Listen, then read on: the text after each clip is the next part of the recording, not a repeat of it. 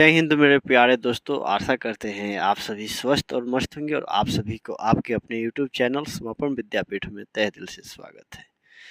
जी हाँ दोस्तों, आज हम लोग कक्षा 12वीं का काव्य खंड का अध्याय 10 का अध्ययन करने जा रहे हैं, जिसका शीर्षक है भैया नन्हे प्यारे नन्हे बेटे को। समझ लेना। और एक था सुभद्रा कुमार चौहान जी का रचित था पुत्र वियोग। समझ लेना। तो उससे पूर्व हम लोग पढ़ते हैं विनोद कुमार शुक्ल जी का जीवन यात्रा कैसा रहा और उनका जीवन शैली और काव्य शैली कविता किस तरह के लिखे हैं और इनका साहित्य में क्या योगदान रहा है, उस पर भी हम लोग ध्यान देने का प्रयत्न कर रहे हैं। आइए भी समझते हैं। विनोद कुमार शुक्ल, जन्म इनका 1 जनवरी 1937 में हुआ था। जन्म स्थान राजनांदगांव छत्तीसगढ़, निवास रायपुर छत्तीसगढ़, वृत्ति इंदिरा गांधी कृषि विश्वविद्यालय में एसोसिएट प्रोफेसर, निराला सृजन पीठ में जून 1994 से जून 1996 तक अतिथि साहित्यकार रहे। इनको सम्मान मिला है भैया रघुवीर सहाय स्मृति पुरस्कार 1992 में, दयावती मोदी कवि शेखर सम्मान 1997, साहित्य अकादमी पुरस्कार 1999। वह ना कृतियाँ है इनकी। पहला कविता संग्रह लगभग जय हिंद पहचान सीरीज के अंतर्गत 1971 में प्रकाशित वह आदमी, गया नरम कोट पहनकर चला गया विचार की तरह 1981, सब कुछ होना बचा रहेगा 1992, अतिरिक्त नहीं 2001, सभी कविता संकलन, नौकर की कमीज खिलेगा तो देखेंगे, दीवार में एक खिड़की रहती थी, सभी उपन्यास, पेड़ पर कमरा, महाविद्यालय, कहानी संग्रह, विशेष उपन्यास का कई भारतीय भाषाओं में अनुवाद, इतालवी भाषा में इनकी कविताओं एवं एक कहानी संग्रह पेड़ पर कमरा का अनुवाद हो चुका है। नौकर की कमीज उपन्यास पर मनी कौल द्वारा फिल्म का निर्माण।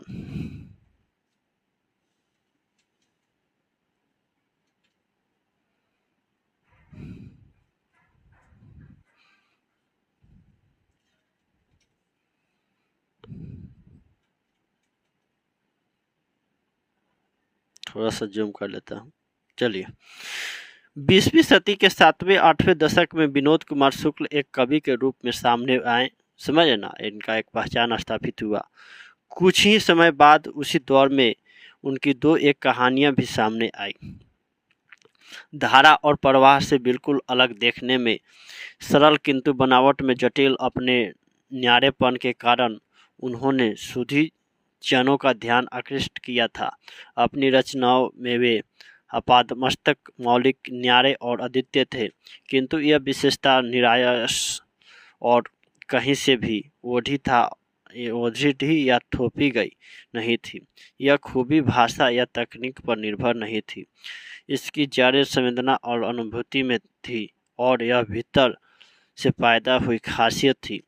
तब से लेकर आज तक वह अद्वितीय मौलिकता अधिक स्फुट, विपुल और बहुमुखी होकर उनकी कविता, उपन्यास और कहानियों में उजागर होती आई है। वह इतनी संश्लिष्ट, जैविक, अवयविक और सरल है कि उसकी नकल नहीं की जा सकती। कविता और कथा दोनों ही विधाओं में जिन्होंने ऐसा करना चाहा, वे मुंह के बल बालू पर गिरे। विनोद कुमार शुक्ल कवि और कथाकार हैं। दोनों ही विधाओं में उनका अवदान अप्रतिम है। पिछले दशकों में उनके 3 उपन्यास प्रकाशित हुए, जिन्होंने हिंदी उपन्यास की दशा दिशा पर निर्णायक प्रभाव डाला। उन उपन्यासों ने हिंदी उपन्यास की जड़ता और सुस्ती चोरी तथा कथा, भाषा और तकनीक को एक रचनात्मक स्फूर्ति दी।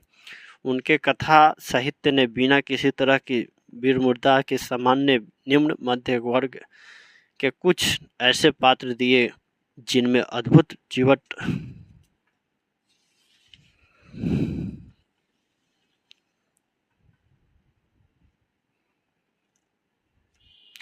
जीवट जीवान अनुराग, संबंध बोध और सौंदर्य चेतना है, किंतु यह सदा अस्वाभाविक, यत्न साध्य और हीरोइक से परे इतने स्वाभाविक, निरायास और सामान्य रूप में कि जैसे कि वह परिवेश और वातावरण का अविच्छिन्न अंग हो। विनोद कुमार शुक्ल का आख्यान और बयान, कविता और कथा दोनों में मामूली बातचीत का मध्यम लय और लहजे में शुरू हुई नहीं खत्म भी होता है।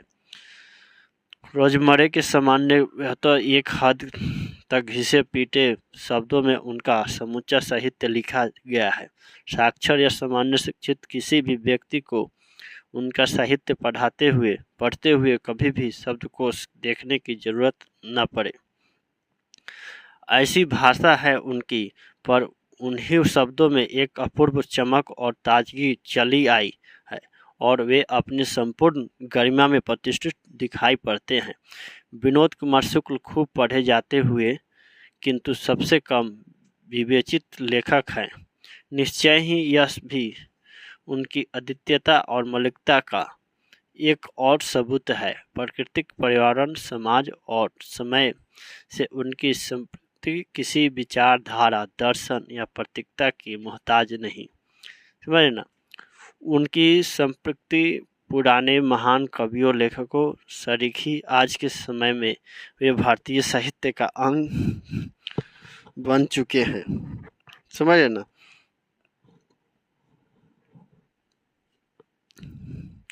यहाँ उनके कविता संकलन वह आदमी नया गरम कोट पहन कर चला गया विचार की तरह, एक कविता प्यारे नन्हे बेटे को प्रस्तुत है। कविता ऊपर कही गई बातों का साक्ष्य पेश करती है। कविता का नायक जो भिलाई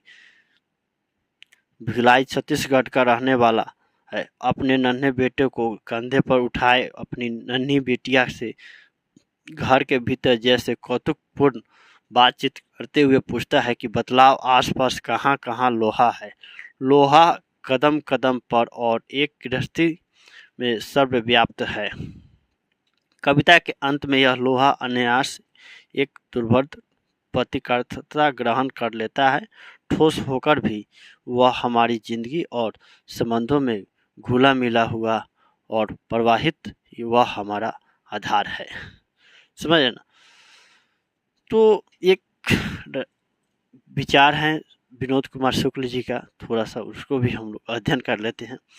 दुनिया जगत कुएं का, जिस पर जाने कैसे चढ़ा एक नन्हा बच्चा, आवाज नहीं दी मैंने उसको, चौंक कर कुएं के अंदर गिर जाता तो। समझ ना?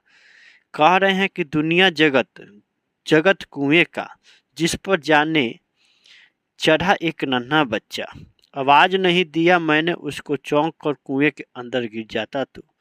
एक बच्चा चढ़ जाता है तो उसको चिल्लाइएगा तो हो सकता है गिर जाता तो। चुपचाप धीरे धीरे चला, संभल कर उठाया मैंने गोद में उसको, बस इतना मैं चुप रहा, इतने धीरे चला, बहुत चुप, बहुत धीरे चला। समझ ना? कह रहे हैं कि बच्चा तो चल ही गया, वहां पर चिल्लाते हैं कुछ लोग तो भाई बच्चा डर गया, हो सकता है कि गिर जाए। समझ ना? ये बात बता रहे हैं। तो मैं समझता हूँ लेखक का जीवन शैली था, जीवन परिचय था। और मिलते हैं अगले क्लास में इनके रचना के साथ, जो कि शीर्षक है प्यारे नन्हे बेटे को। तो अब तक मुझे इजाजत दीजिए। जय हिंद, जय भारत।